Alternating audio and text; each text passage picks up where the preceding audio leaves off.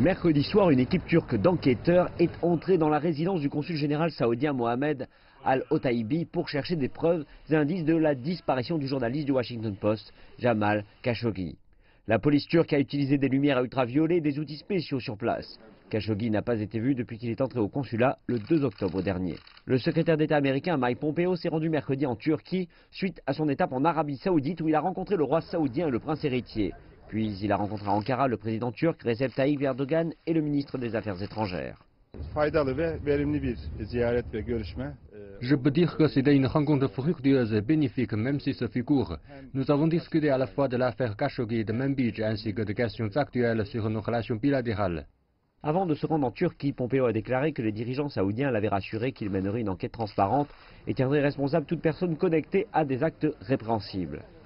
Il y a de nombreuses questions auxquelles il faut apporter des réponses avec l'enquête saoudienne attendue.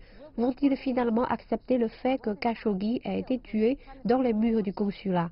Et si c'est le cas, qu'est-il advenu de son corps?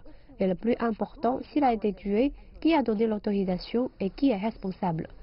Dans le même temps, plusieurs rapports des médias évoquent un enregistrement audio avec des actes de torture et l'assassinat de Khashoggi.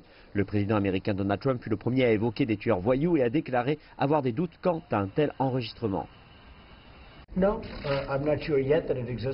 je ne suis pas sûr que cela existe. Peut-être que oui, tout est possible. J'aurai un rapport complet là-dessus une fois que Mec sera de retour. C'est l'une des premières questions que je poserai.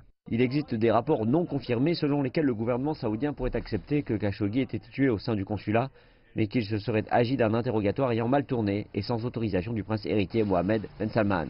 Cependant, beaucoup restent sceptiques quant à cette explication, dont certains députés américains qui pensent qu'il ne s'agit pas d'un crime crapuleux.